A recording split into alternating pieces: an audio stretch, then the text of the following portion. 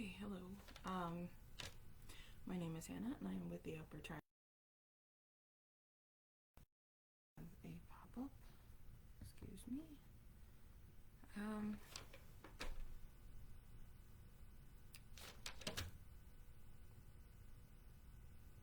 We're gonna pretend we're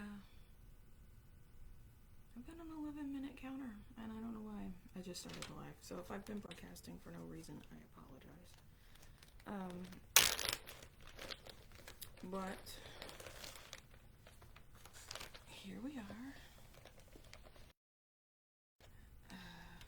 We're gonna start the shawl project. I apologize that there was no tutorial last week, but with the snowstorm that we had, I did not have power. We could not go live. So here we are. We are doing that this week. And today we are going to be talking about the shawl. If you picked up a kit, it came with the pattern for the shawl we're going to be doing. This was a pattern from Ravelry. I don't remember if I paid for it or not. I don't think I did. I think this is a free pattern, but if you don't have a way to print it out, stop by and get the pattern if you're already a crocheter and you just want the pattern. It is a very nice shawl. I wish I had a color copy of it. I did not print one. It's simple to make. There's no decreasing involved. It's increases only, so it's good to teach you how to increase, which is why I chose this one, because it's baby stepping it. Decreasing can be a little bit, you know, but this is how it's going to be shaped, and I'm saying that because it is crescent moon shaped. So when you're crocheting it and it looks like it's curving, it's supposed to curve. Do not worry, or you know, and sometimes the edges curl. I had a sample piece ready to show you, but I accidentally left it in somebody's car yesterday. So when I get that back, I will upload a picture. Hopefully I'll have it for next week's video. I probably will. But I was crocheting in the car and I just left the bag in the car. It's been a week, you know. And this is the shape of the shawl. It will be kind of crescent moon shaped. But that's perfect, you know, that's how it's supposed to go. So when you start crocheting and it looks, it's supposed to be, and if the edges curl in, that's fine. It will lay flat, and if you need to, you can always block it, which I will cover in a separate video on how to block things, because I believe that's really important to know. I don't usually block stuff, but sometimes you need to. Sometimes you just, if you're gonna wear it, if it's something you're gonna wear, you should probably block it. But I don't make very often make things I'm gonna wear. I've made shawls, I've made sweaters, but usually when I'm done crocheting a sweater, I just toss it in the washer to get all my hands wet off. Okay, back to task. Again, these kits are available at the library for free. They come with the pattern we're going to be using for the tutorial. And if you're a beginner, different like guides for stuff. This is one I wrote and I put together. It has just a basic explanation of hooks and weights. Like, this is a yarn weight guide as to how to read that, differentiate that when you're shopping. It has abbreviations that you'll see in patterns. It also has a hook guide, because not all brands, the millimeters, some use letters, some use numbered sizes. This is a guide that translates that. You know, and there's even a guide, because I recommend YouTube videos for help. There's a lot of great crochet stuff, but if you're watching a tutorial from someone from another country, they have a little bit different with their crochet terminology, and that's just a rough translation of what they might say versus what the American version means. And then this guide is an essential guide to crochet. It's great for beginners. It has photo illustrations of how stitches are supposed to look, how the yarn is supposed to look while it's on your hook, and just different guides that are great for beginners. And the back is my, you know, favorite, because this is abbreviations for reading patterns, and I am going to do a video on how to read patterns because, again, that's important too, and I probably need to get that done. But this guide is great. It really has in-depth details, you know, how to hold the hook and all different kinds of things. And then the kit comes with a 5mm or an H hook. Comes with a darning needle. It's plastic and blunt tip, so, but if you're gonna let a kid crochet, take this. So if they're too young to handle it, it can still, you know, it's plastic, but you know. Also comes with a skein of yarn, and I want to, again, I'm not a paid sponsor at all, but this yarn was donated by a company called Knit Picks. They have been absolutely great gatherers and the library. They donate boxes of yarn every year, and this is great yarn. Like, it's acrylic, so it's hypoallergenic. This is what I put in my kits. They donate 50 skeins every year without clockwork, you know, without fail. And if you want a link to their website, I will gladly send it to you, or I will post it in this event afterwards. But you know, we're gonna get down to the crocheting now, because it's, you know, I've been talking for 10 minutes and then we need to get the crocheting. So we are gonna start by going over what it tells you you're gonna need and what I gave you in the kit, and I'm gonna explain why it's a little bit different. Okay, the pattern calls for a J hook or a 6mm. This is an H hook that comes with the kits. This is just all I have to give out. A J hook is a 6mm. I haven't noticed too much of a difference when making it. It also calls for a skinnier yarn. It calls for a DK weight. This is a worsted weight. This is a number 4. A DK weight will have a number 3 on the back of the skein, but this is on the thinner side of worsted, so it looks and behaves like a DK. It will work fine with this pattern. I have had no problems with it. Using an H hook, it's a little bit smaller than the hook that is, but again, it'll work. Again, there's no decreasing with this, so you can just keep going with this pattern and make it as big as you need to.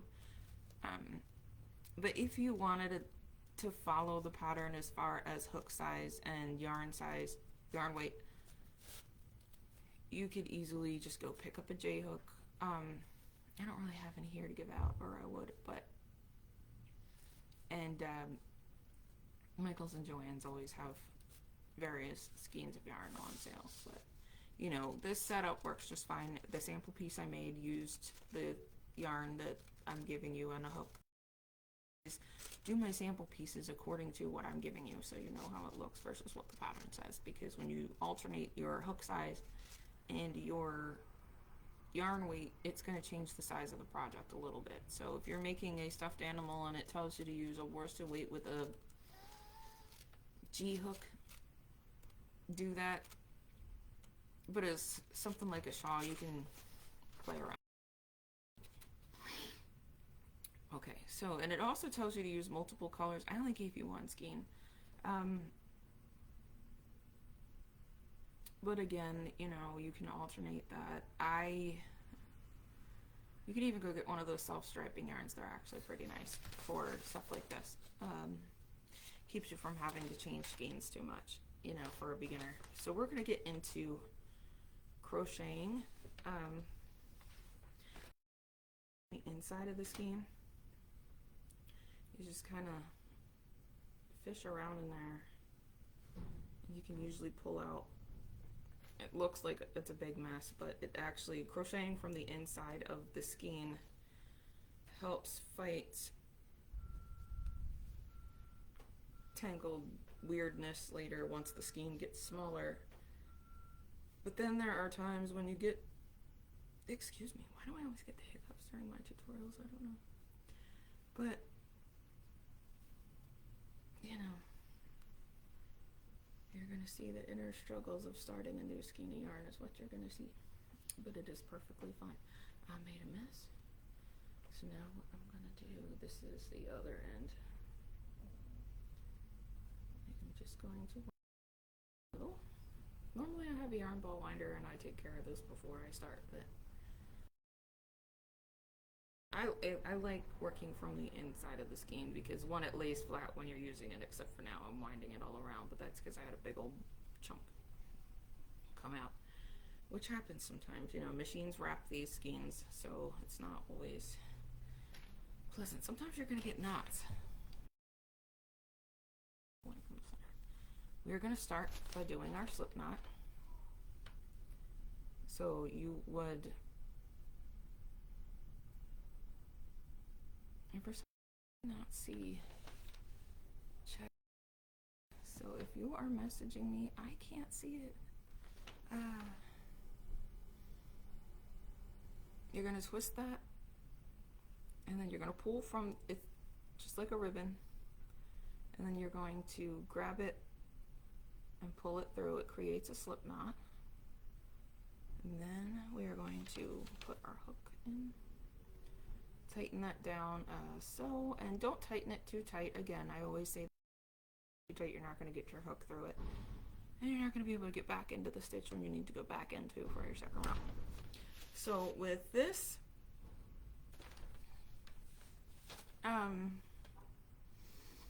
you're going to want a stitch marker.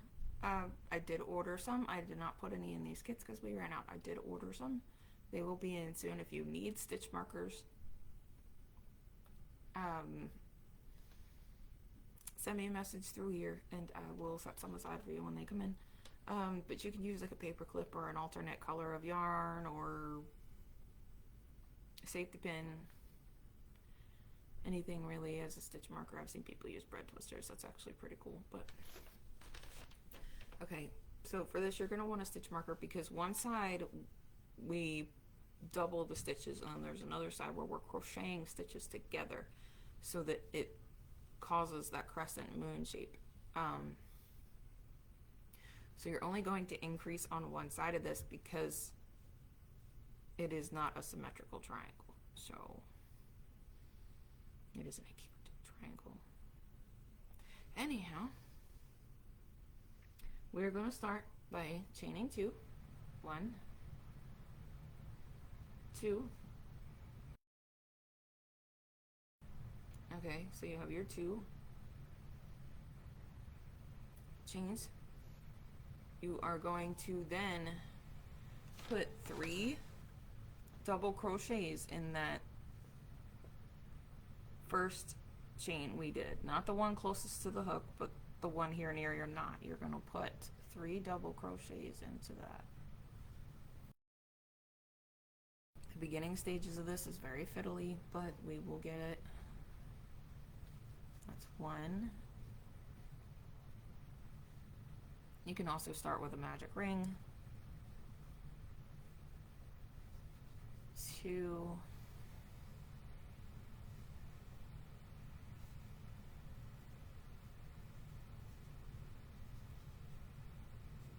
3. And then I'm just going to tug on my end a little bit to kind of cinch up that set of stitches, just because, and as you can see, it's like a little triangle shape, which is what we want, or a fan. It looks like a little shell. And then we are going to chain 2, 1, 2, and I just turned my work. I should have explained that, but you turn it because you're going to go back across here. So for row 2, we chained our 2. We are going to yarn over and put 2 double crochets in this first,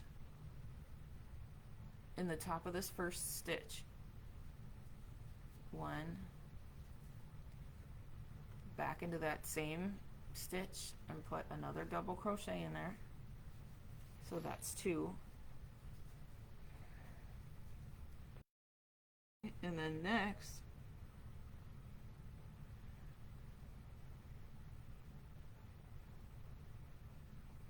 we are just going to do one, this next stitch, the stitch right next to it. We have our 2 in the 1, and then we're going to go right next to that. And you're going to double crochet 1 time in that stitch, and then we're going to go in the stitch right next to that,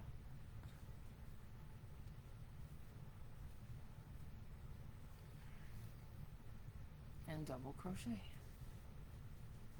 So we have increased by 1 stitch up top here. We are going to turn our work for the next row, chain 2. This is what we're looking like now. Again, it's a little triangle. There's a paper here from the art class the other day, so excuse the noise. A little bit of ASMR with our crochet along.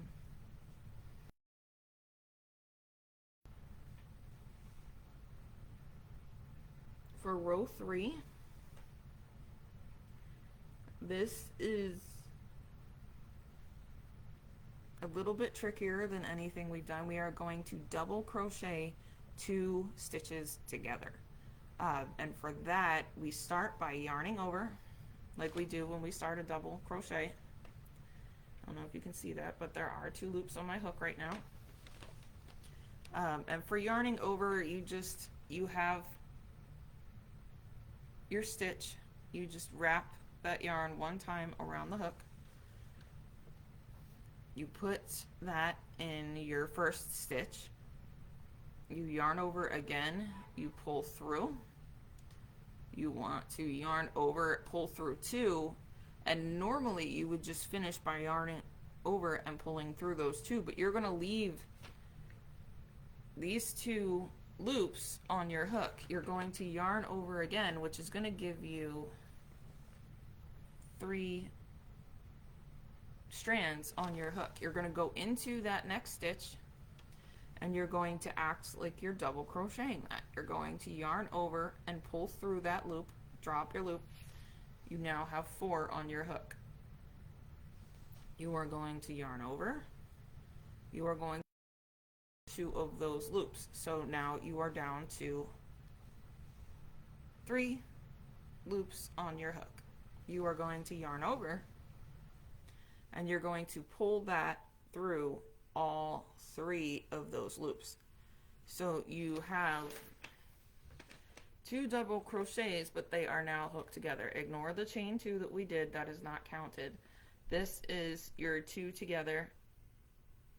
They are 2 stitches that are gathered into 1 cluster.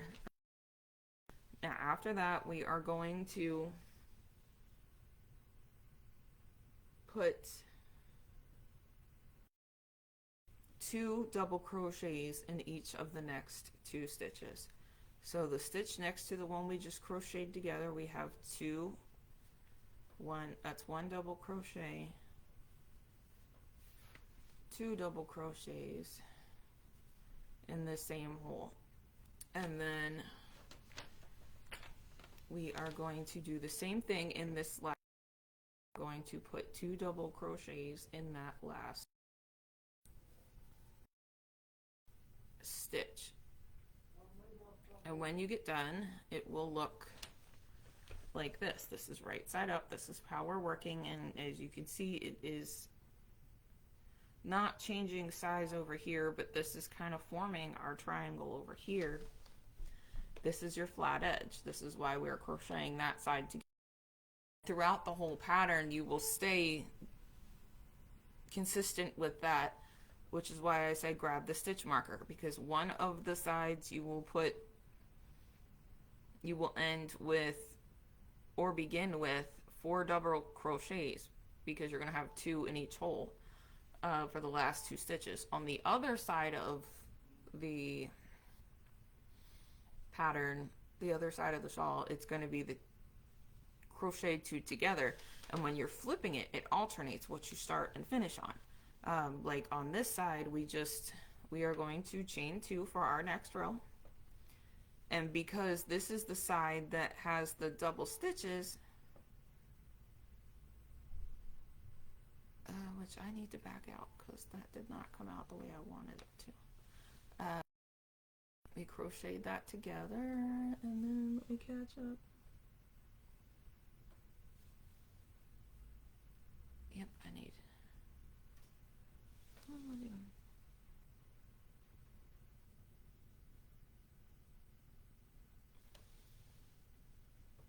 That is crochet.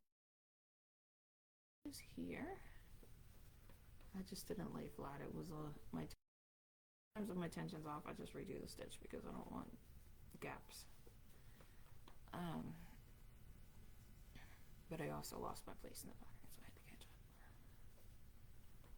up. And if you're like me and you get a little bit distracted and you can't remember what row you're on, and you've got a written pattern in front of you, just take a pen and make a little dot next to the beginning of the row so you know you did that row. That helps me out a lot. I'm going to chain 2 and start this next row again. But as you can see, we are starting on that side that stitch, so we are going to put 2 double crochets in this first stitch. That's 1. That's 2. And in the stitch next to that, we're going to do the same thing. We're going to put 2 double crochets in.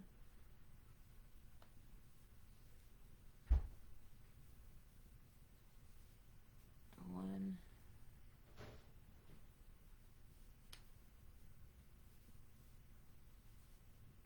2, and then we are going to put 1 double crochet in the spot next to that. And now we are down to the last 2 stitches in this row. So we're going to crochet these together this time because that's where we're ending this row. So again, you're going to yarn over, insert your hook, yarn over, pull through, yarn over, pull through 2, leave the remaining 2 on your hook. You're going to yarn over, you're going to go into that next stitch that ends the row, and you're going to pull that loop.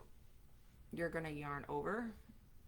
Before you yarn over, you should have 4 loops on your hook. 1, 2, 3, and number 4 down here. You're going to yarn over. You're going to pull through 2 of those. You now have 3 hoops. You're going to yarn over, and you're going to pull through 2. Or all 3, not 2.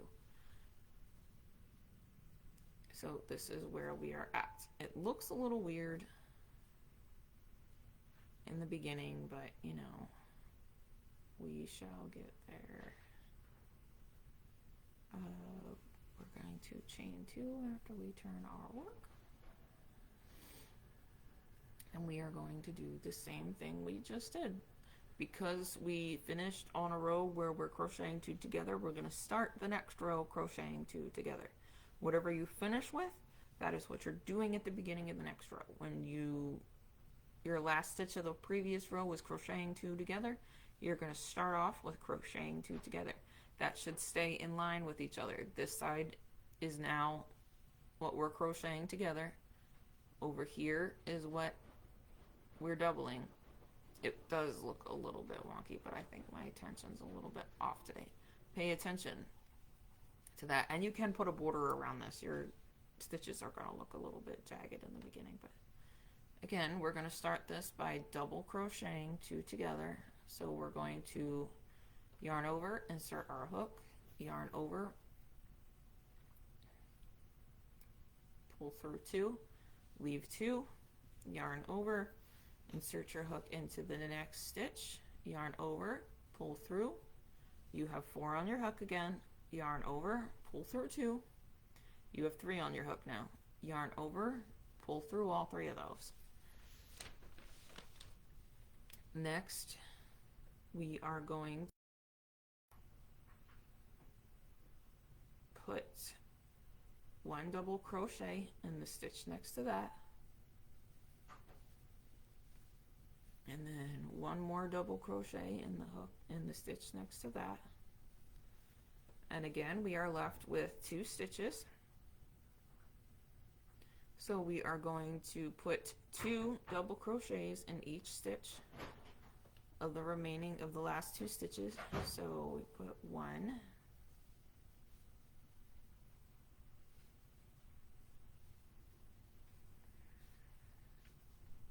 2. We are going to put 2 stitches in that last stitch. 1, yarn over, 2,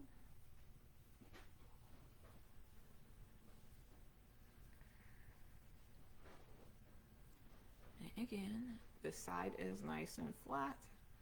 This side is creating your triangle. As you go, this point becomes that triangle piece, whereas this piece here that we're crocheting 2 together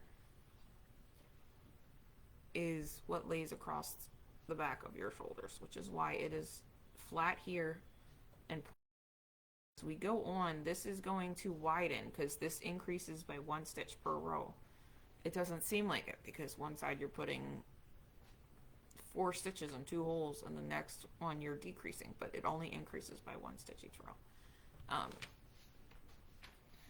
We're going to chain 2, go to our next row, make sure you've turned your work. We ended with 2 double crochets, so that's what we're going to do. We're going to put 2 double crochets in your first stitch. 1, 2,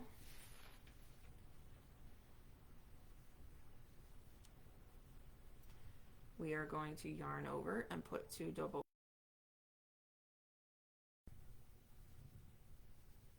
1,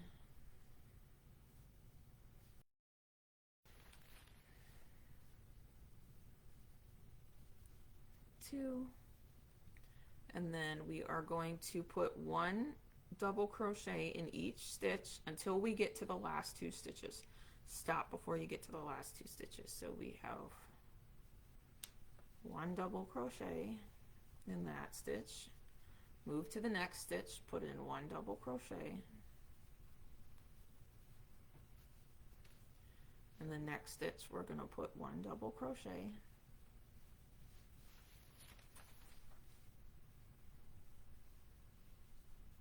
in the next stitch we're going to put 1 double crochet, and now we have 2 stitches left, and we're going to double crochet those together. Again, last 2 stitches in that row, we yarned over, we are going to insert our hook into that first stitch, we are going to yarn over, we are going to pull through, we are going to have 3 loops on our hook, yarn over to make that through 2 loops, you still have 2 on your hook. We're going to yarn over, we're going to go into our last stitch of the row, we're going to yarn over, we're going to draw the loop, we're back to 4 on our hook, we're going to yarn over, that makes 5, we are going to pull through the first 2 loops, we're back to 3 loops on our hook, yarn over, pull through all 3, and that completes our row. We are going to turn our work, chain 2, and we are back at the beginning of our next. See, we started out with this little teeny tiny little triangle, and we are just increasing as we go. This is the top of it.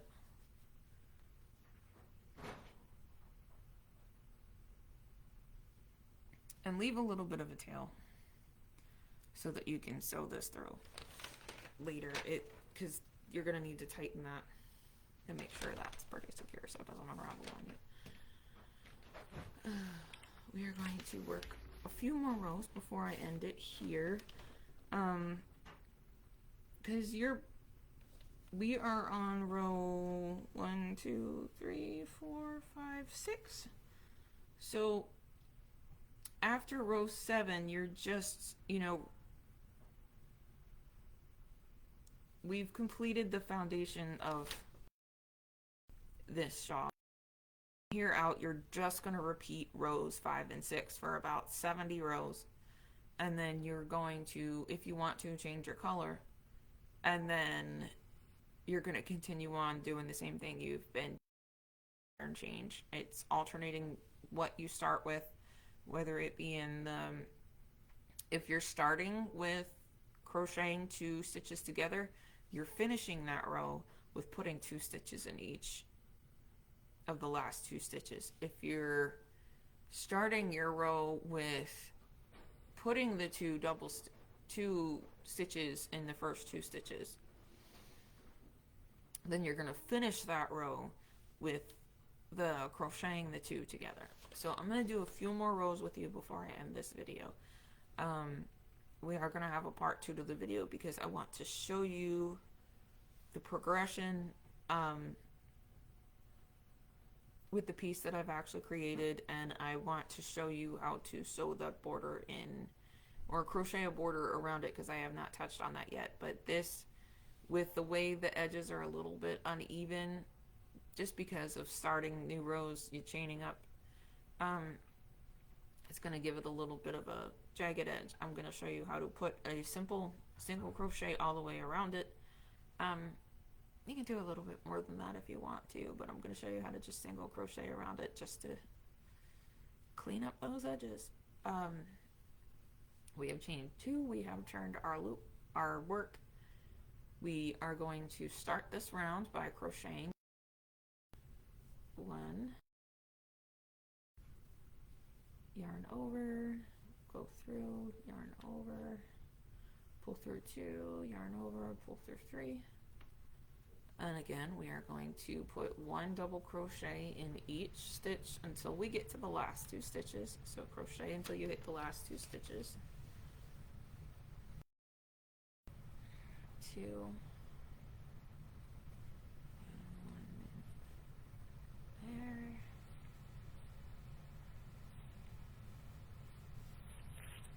We have 1 here.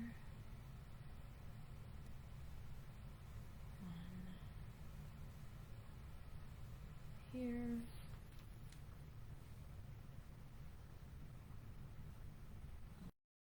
And we are on our last 2 stitches, so we are going to put 2 in this stitch, 2 double crochets in the same stitch, and then we're going to double crochets in the last stitch of the row. Use a stitch marker to help you differentiate where your last stitches are, and make sure you pay attention to which side, because if you alternate, and I could even show you what happens, I'm gonna do that, I think,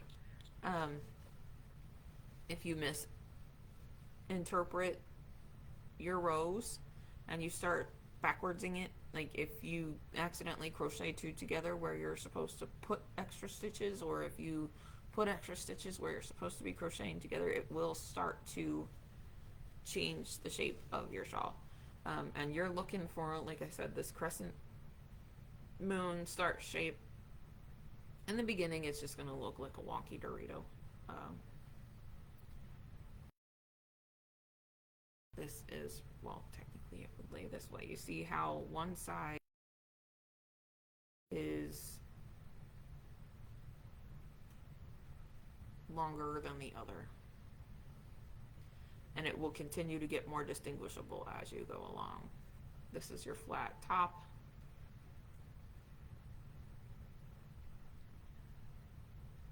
and that is where we are elongating, because you're going to have your skinny end, and then you're going to have, because this is where we started,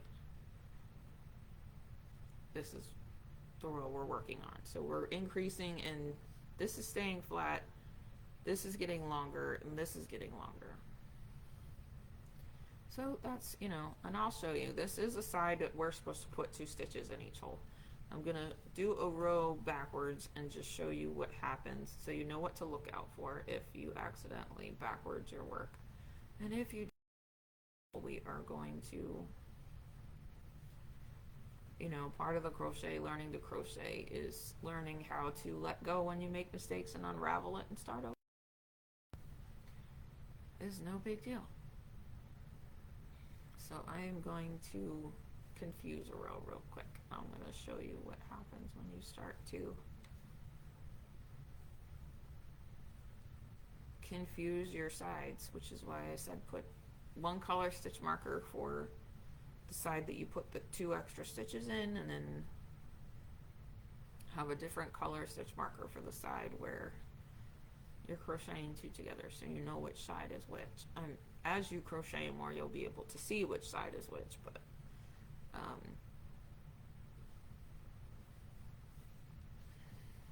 somebody who's just learning to crochet is not going to be able to visually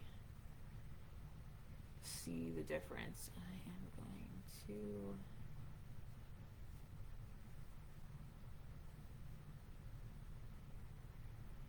finish the oopsie row, as I'm going to call it, because this, again, I reversed the order of things.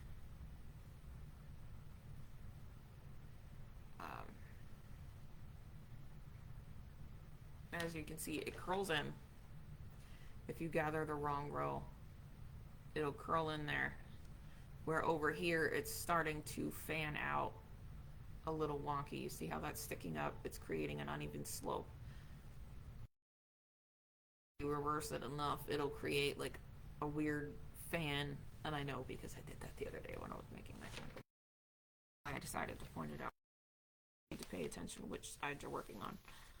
You're starting your row on. You need to pay attention to that, and you need to pay attention to how you're ending. It's very easy to get, you know, it's string. We turn string into things. We're magicians.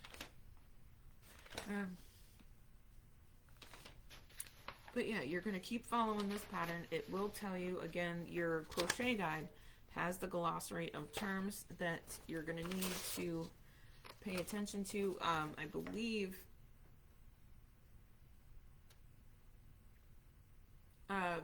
this also has explanation of how to do these stitches, and if you need a better visual simulation of how to do it, there are YouTube videos where you can look up specific stitches that will be able to show them up close better than I can. I do not have all that fancy camera equipment, so I can't exactly have one camera at my hands and then another one at my face.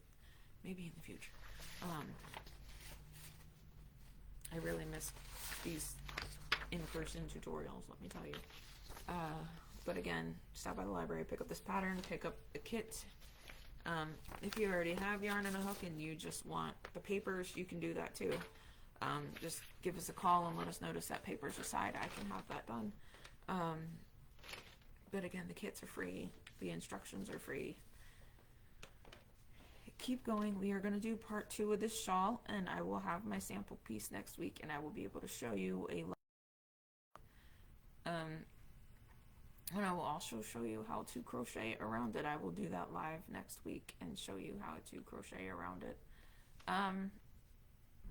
You know, unless I can squeak in part 2 tomorrow. If I do, I will just tag it in this event and we'll figure it out. Thank you for watching, and feel free to stop by the library and pick up any of our kits. We have these crochet to go kits. We also have art kits. Call in advance if you would like an art kit so we can make sure we have enough. They do go quickly. They are first come, first serve. So if you call and say, hey, can you set a kit aside for me for either the crochet or the art project, we will be able to. And this is what I mean by frogging my work. I don't want, this is the same skein I use when I do every tutorial. So we are just going to unravel that so I have it ready for my next. We call that frogging, you know, when you're pulling.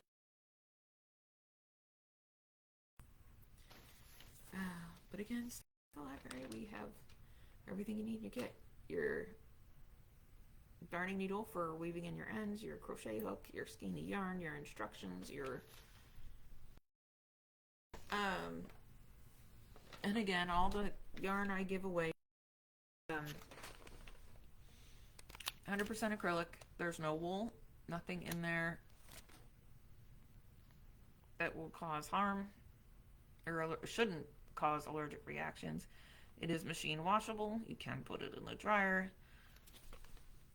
It's gorgeous yarn, and again, thank you for consistently donating to my yarn program. We have some amazing projects that have come out of them. Thank you for tuning in, and I will see you guys next week.